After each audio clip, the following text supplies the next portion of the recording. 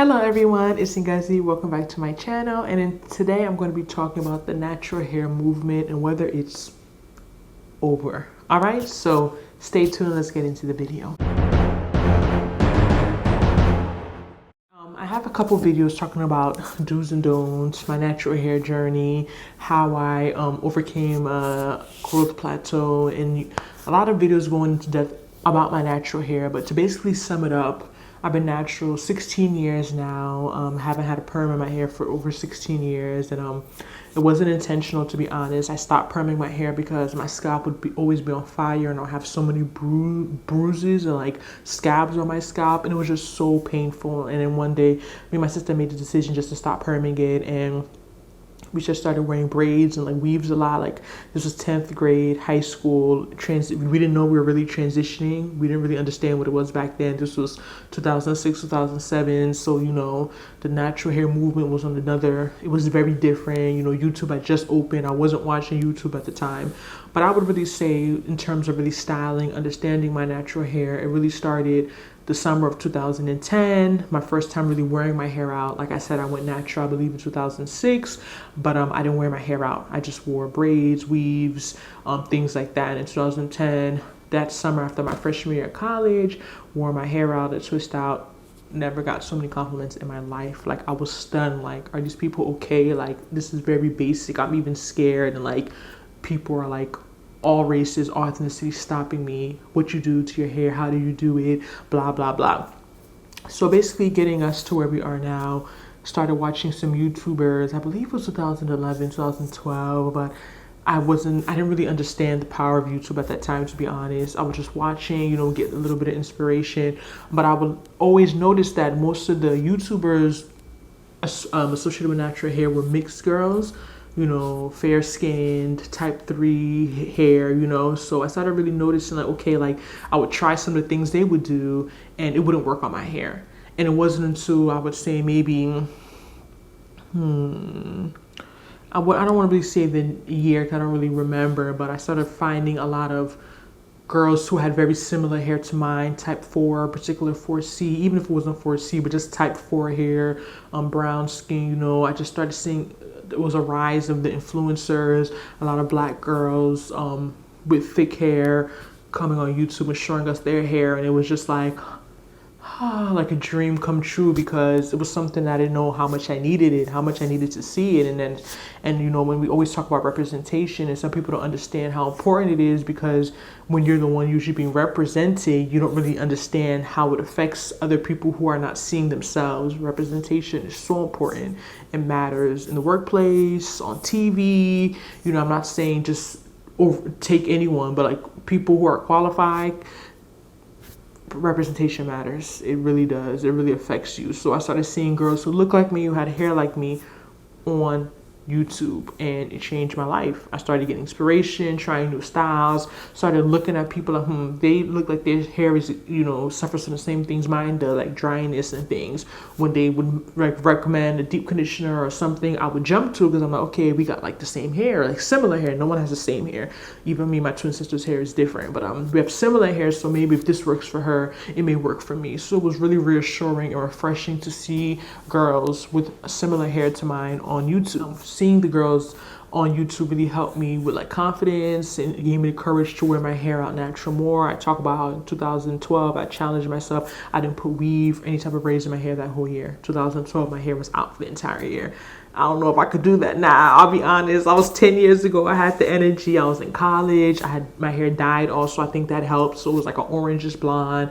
I'll try to insert a picture. So it just being out and look styled, but I went a whole year, didn't put nothing in my hair. And I don't think I'd be able to do that without the inspiration I got from watching a lot of girls on YouTube. Fast forward to 2022, and I noticed that a lot of the girls, a lot of the YouTubers I subscribed to who had like type 4 hair, look like me, particularly 4C hair, they have really slowed down or even stopped on the natural hair content. I don't know, have y'all noticed it? Let me know if you have, but I've really noticed that a lot of them don't even, the tutorials, everything, it really has slowed down. And it just made me start wondering, like, why? Like, what could be the possible reason why they stopped making this content that a lot of them got very big off of, millions of views, people love, so impactful. I'm assuming lucrative in terms of the videos, you know, what they made off the AdSense on it. And I could just think of a few things offhand just from my little experience being on YouTube and just being natural for 16 years. Number one, it's a lot of work. I know people don't understand, but like, I know it's, you get paid, it's money, but just the hair tutorials, particularly when you have type 4 hair, it's a lot of work to be manipulating your hair that often. Styling it, showing it, just the recording angle. I've done a few tutorials like my ponytails and stuff, and those videos are not easy. Like, they're a lot of work to physically do, and it's very stressful. Physically stressful, and I can imagine stressful to your hair. Like, I would always say, watching the videos of YouTubers, like, their hair never gets a break. Like, they're over manipulating it. Like, I wonder, like, is their hair growing? You know what I mean? Like, is this good that they're doing their hair that often? Because, you know, we learned a lot about the whole how to make your hair grow is just to leave it alone. Do the basics, wash, condition it, protective style, leave it alone. But then you had our, you know, our OG YouTubers doing their hair like weekly, multiple, sometimes even multiple times a week, styling it, put gel in it, twisting it, this, that. I'm like, that, I don't know how good that honestly is for your hair in terms of health and like hair growth. Another thing I probably think is a reason why they may have stopped making natural hair videos is probably the criticism. I noticed that a lot when I would go into the comments and watch my like you know, my popular people, the OGs, people that I really looked up to.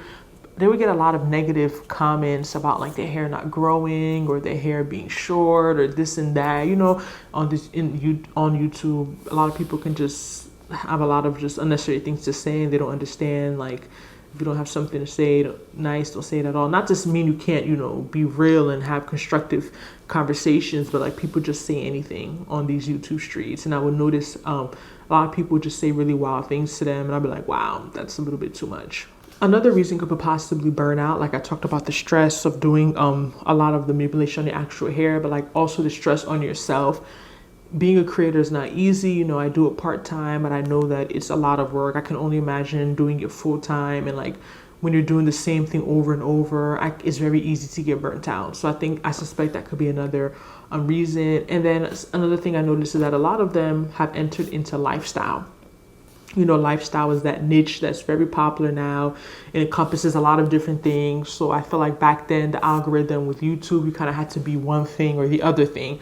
But now a lot of people are able to fall into that lifestyle niche, and it really helps in terms of the type of content you can create. You don't feel so boxed in, like, I can only do makeup, I can only do hair, I can only do this, I can only do fashion. With lifestyle, people are like vlogging, showing you their life, you know, showing you what they picked up at the grocery store, just doing travel, just pushing a lot of things into that lifestyle category. So I noticed a lot of them have started doing more of lifestyle content. But it just makes me really just consider all those things aside, the stress, physical stress, stress on your hair, the criticism, entering lifestyle. Is the natural hair movement over?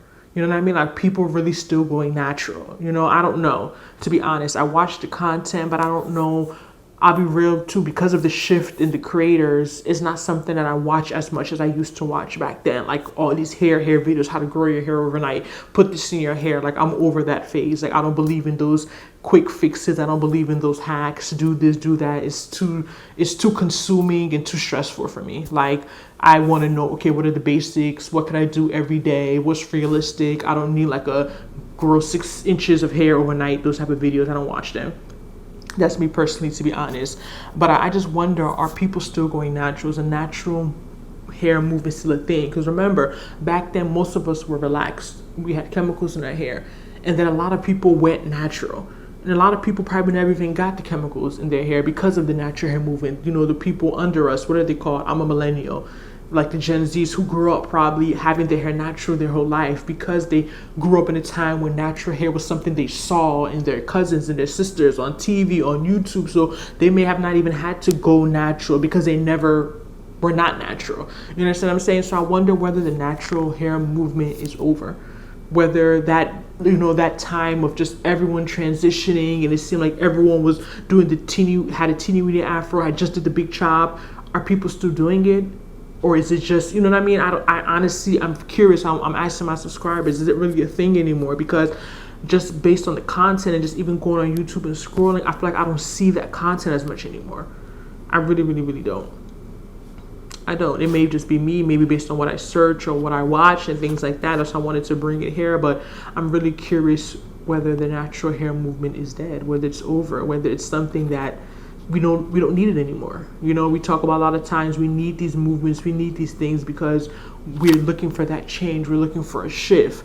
But then once that shift has been made, once that change has been made, is that thing initially you needed, that movement, that help, you know, that do you need it anymore? Once the change has been made, once you've implemented change, you still need that movement. And that's how I feel about the natural hair movement. Not to say we don't need it anymore, but I'm just not sure whether the Gen Zs and the what's the other ones they call I can't remember the other name, the ones that are growing up under me, whether they still have those OGs, you know, those natural hair girls to look up to, or whether they really even need it anymore, whether it's going to be as big as it was for my generation, the millennials, us growing up, how much of an impact it had on us. But let me know how you feel about this. Is the natural hair movement still alive? Is it something you see a lot of people talking about? Do you have a lot of friends who are still transitioning?